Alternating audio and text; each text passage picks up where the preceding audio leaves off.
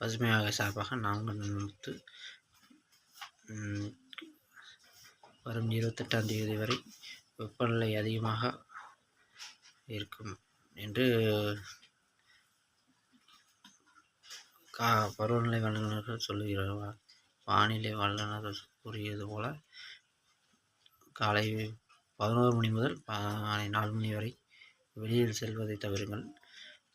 அதற்கு முன்பும் பின்பும் உள்ள காலநிலையை பயன்படுத்தி தன்னோட பணியை முடித்துக்கொள்ள ஒரு நிர்ணயத்தை செய்து கொள்ளுங்கள். முன்பே திட்டமிட்டுக் கொள்ளுங்கள்.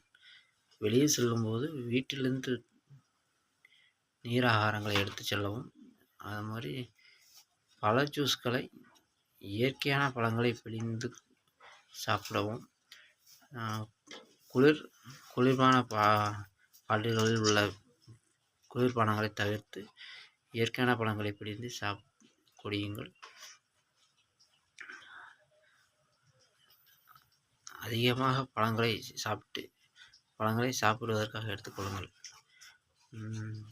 குளிர்பானங்களை பாட்டில் உள்ள குளிர்பானங்களை அதிகபட்சம் தவிருங்கள். அதே போல்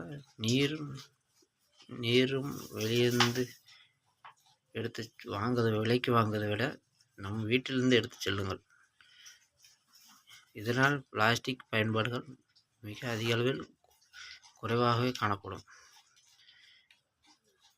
பிளாஸ்டிக் பொருட்களை அங்கங்கே கீழே கிடப்பில் போடாமல் குப்பைகளில் போடுங்கள். பூமி மாசுபடுவது பிளாஸ்டிக் பொருட்களால் மாசுபடுவதை தவிர்த்து வருங்கால சந்ததிக்கு ஒரு தூய்மையான பாரதத்தை விட்டு செல்லுங்கள். அவர்களுக்கு ஆரோக்கியமான வாழ்வை கொடுங்கள். வருங்காலங்களில்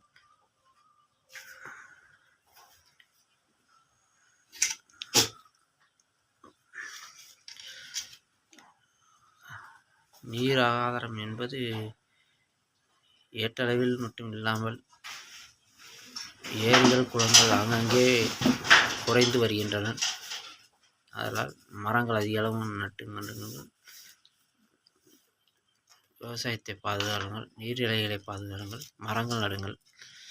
நன்றி. விவசாயத்தை பாதுகாப்போம் சேனலை சப்ஸ்கிரைப் செய்து நமக்கு சிம்பிளை கிளிக் செய்து நமது சேனலுக்கு ஆதரவு தாருங்கள். நான் உங்கள் நண்பன் முத்து.